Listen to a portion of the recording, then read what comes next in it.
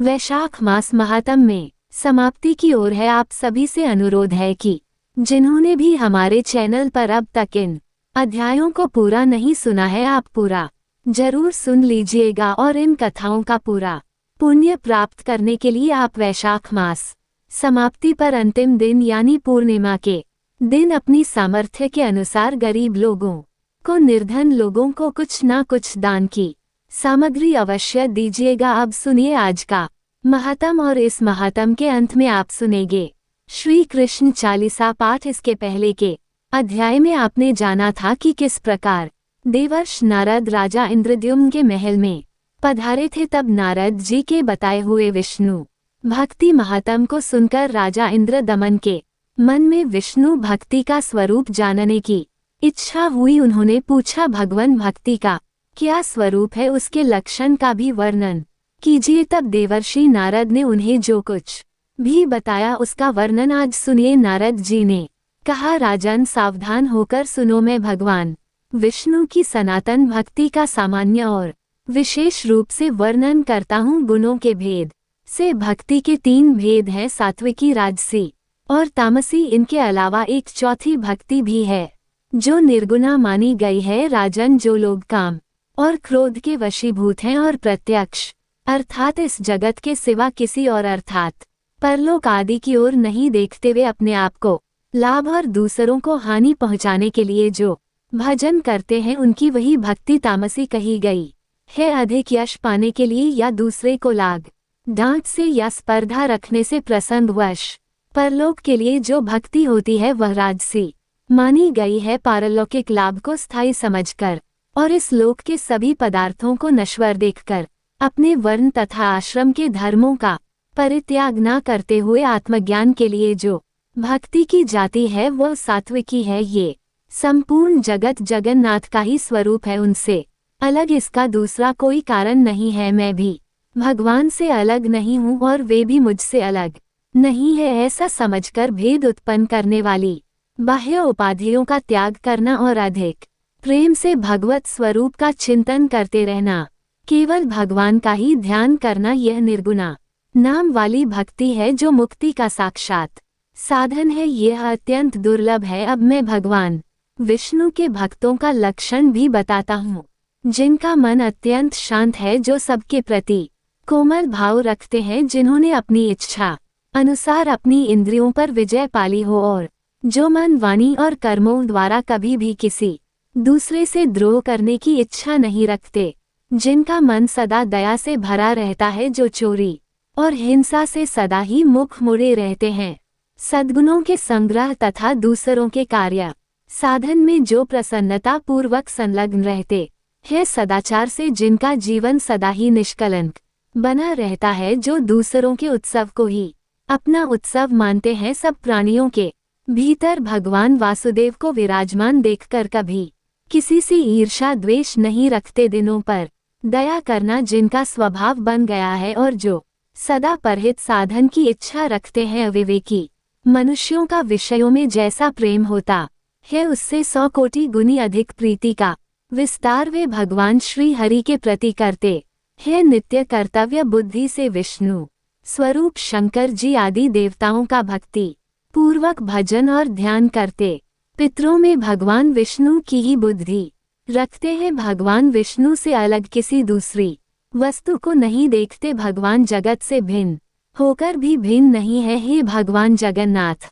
मैं आपका दास हूँ, आपके स्वरूप में भी मैं ही हूँ, आपसे अलग मैं कदापि नहीं हूँ। जब आप भगवान विष्णु अंतर्यामी रूप से सबके हृदय में विराजमान है, तब सेव्यात सेवक कोई भी आपसे अलग नहीं है। इस भावना से सदा सावधान रहकर जो ब्रह्मा जी के द्वारा वंदनीय युगल चरणारविंद वाले श्री हरि को सदा प्रणाम करते, उनके नामों का कीर्तन करते, उन्हीं के भजन में तत्पर रहते और संसार के लोगों के सामने अपने आप को तिनके के समान तुच्छ मानकर विनय पूर्ण बर्ताव करते हैं।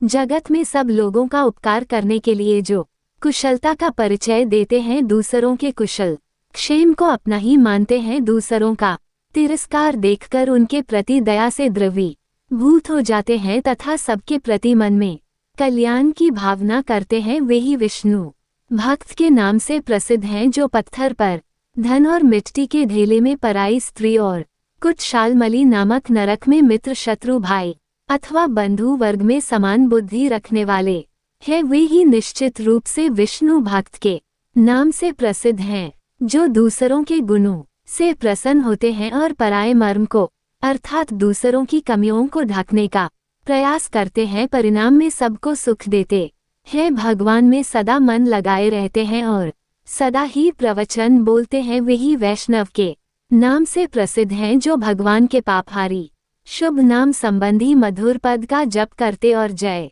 जय की घोषणा के साथ भगवान के नामों का कीर्तन करते हैं, वे अकीचन महात्मा वैष्णव के रूप में प्रसिद्ध हैं, जिनका चित्त श्री हरि के चरण कमलों में निरंतर लगा रहता है, जो प्रेम की अधिकता के कारण जड़ बुद्धि समान बने रहते हैं, सुख और दुख दोनों ही जिनके लिए एक समान है, जो भगवान की पूजा में चतुर हैं तथा अपने मन और विनय युक्त वाणी को भगवान की सेवा में समर्पित कर चुके हैं, वे ही वैष्णव के नाम से प्रसिद्ध है। मद और अहंकार गल जाने के कारण जिनका मन अत्यंत शुद्ध हो गया है, अमरों के विश्वसनीय बंधु भगवान नरसिंह का यजन करके जो शोक रहित हो गए हैं, ऐसे वैष्णव निश्चय ही उच्च पद को प्राप्त होते हैं। भगवान में सदैव उत्तम भक्ति रखने वाले भक्तों के शुभ चरित्र और लक्षण का वर्णन मैंने तुमसे किया है, यह मनुष्यों के कानों में पड़ते ही उनके चिर संचित मल का नाश करता है। भजन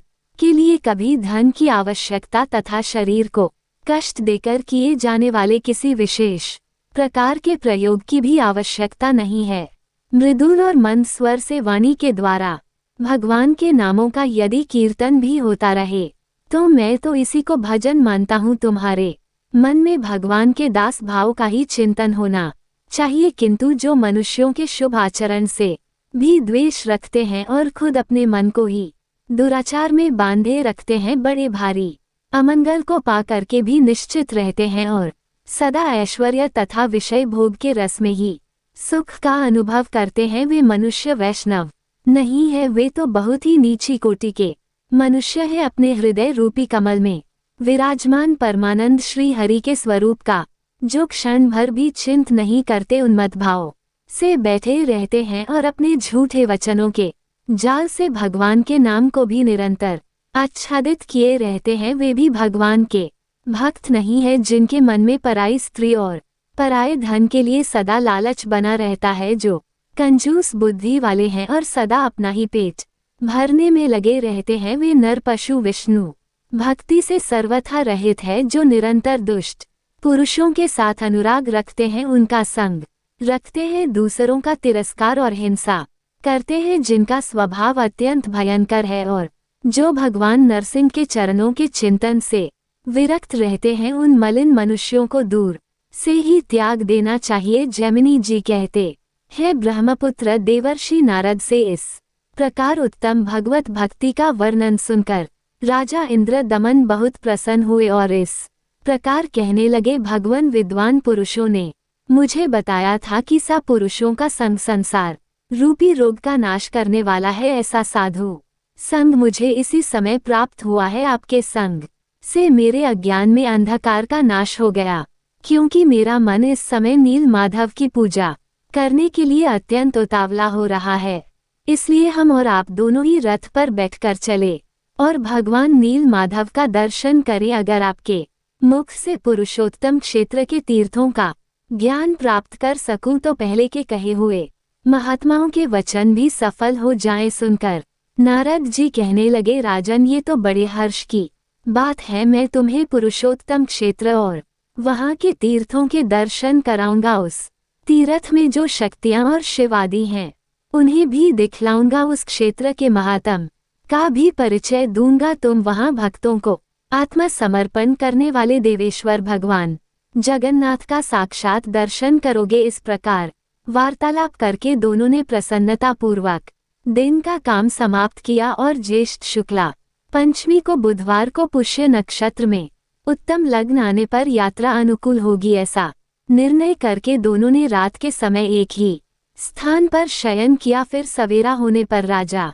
इंद्रद्युम्न ने भाइयों सहित नीलांचल पर जाने के विषय में अपने राज्य में ये घोषणा कराई कि हम लोग जीवन पर्यंत अर्थात जब तक जीवन है तब तक पुरुषोत्तम क्षेत्र में निवास करेंगे। राजा लोग अपनी रानियों, मंत्रियों तथा परकरों समेत रथ, हाथी, घोड़ा, खजाना और पैदल सेना साथ लेकर वहां चले। इस प्रकार आज्ञा देकर राजा इंद्रद्युम्न अपने आगे खड़े हुए नारद मुनि की परिक्रमा करके छड़ीदार सिपाहियों से घिरे हुए मध्य द्वार पर आ गए। उनके आगे आगे अग्निहोत्र की अग्नि ले जाई जा रही थी। वहां उन्होंने अपनी दाहिनी ओर ब्राह्मणों को खड़े हुए देखा जो मांगल सूक्त का पाठ कर रहे थे। राजा ने भक्ति से विनीत होकर वस्त्र, आभूषण, माला, सुगंध और अनुलेखन के द्वारा उन ब्राह्मणों का पूजन किया। इसी समय एक ही साथ बहुत सैकड़ों शंख बज उठे उनके साथ और भी बहुत सारे बाजों की तुमुल ध्वनि महाराज ने सुनी। इसके बाद वे मंदिर में भगवान विष्णु का दर्शन करने के लिए गए, जिनका स्मरण करने से मनुष्य सब प्रकार के कल्याण का भागी हो जाता है। दिव्य सिंहासन पर बैठे हुए उन्हीं भगवान विष्णु का दूर से दर्शन करके उन्होंने साष्टांग प्रणाम किया और उपनिषदों की दिव्य वाणी से उनकी स्तुति करके दुर्गा जी के चरणों में भी मस्तक झुकाया। इसके बाद उन दोनों देवताओं की परिक्रमा करके उन्हें पालकी में बिठाया और उन्हें आगे करके प्रस्थान किया। बाहर के दरवाजे पर पहुंचकर उन्होंने अपना रथ तैयार देखा और फिर परिक्रमा करके वे नारद जी के साथ उस रथ पर बैठ गए। इंद्र दमन के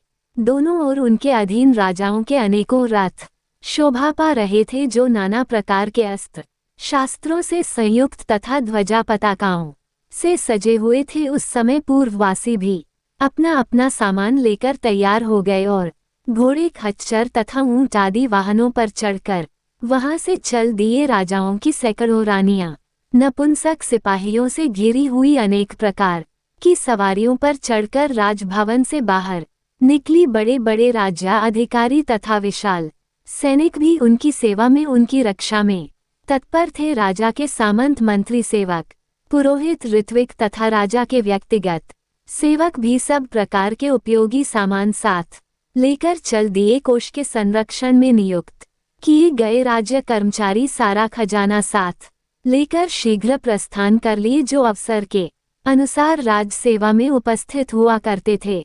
सामान बेचकर जीविका चलाने वाले सेठ, व्यापारी, माली आदि भी अपनी बेचने वाली वस्तुएं लेकर राजा की आज्ञा का पालन करते हुए चले। जिसके लिए जो भी मार्ग सीधा और आसान लगा वह उसी मार्ग से चला गया। नीलाचल पर पहुंचने वाले कठिन से कठिन मार्ग के द्वारा भी लोगों ने यात्रा की। इसके बाद जो कुछ भी हुआ उसका वृतांत भक्त जनों आप सभी अगले अध्याय में सुनिएगा। अब सुनिए श्री कृष्ण चालीसा पाठ। बंशी शोभित कर मधुर नील जलद तन, श्याम अरुण अधर जनु बिंबाफल, पीतांबर शुभ साज, जय मनमोहन मदन छवि कृष्ण चंद्र। महाराज करहु कृपा, हे रवितन राख जन की लाज, जय यदुनंदन, जय जगवंदन, जय वसुदेव देव की नंदन, जय यशोदा सुत नंद दुलारे, जय प्रभु भक्तन के दृग तारे, जय नट नागर नाग नथैया, कृष्ण कन्हैया धेनु चरया, पुनि नख पर प्रभु गिरिवधारो आओ,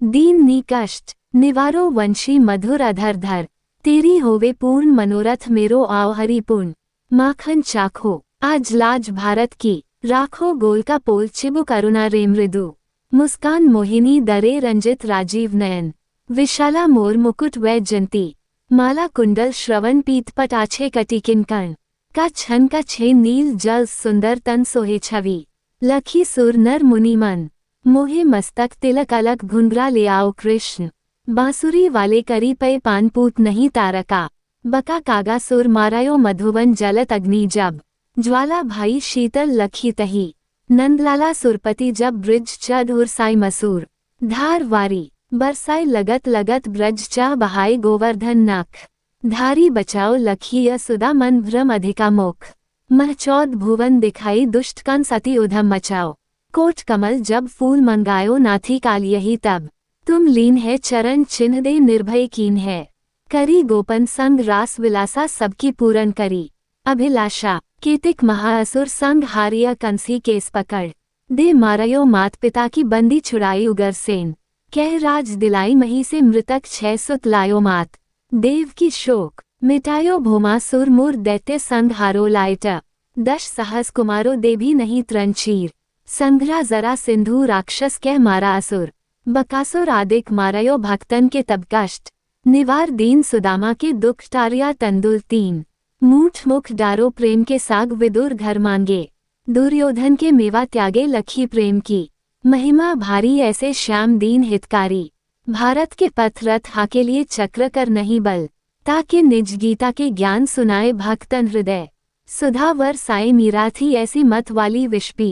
गई बजाक ताली राना भेजा साप पिटारी। शालिग्राम बने बनवारी निज माया तुम विधेही दिखाया उड़ते। संशय सकल मिटायो तब शत निंदा करी तत्काला। जीवन मुक्त भयो शिशुपाला। जब ही द्रौपदी टेर लगाई दीना नाथ लाजब जाई तुरथी वसन बने। नंदलाला बड़े चीर भे अरी मोह काला असनाथ। के नाथ कन्हैया डूबत भवर बचावत नया सुंदर दास आस।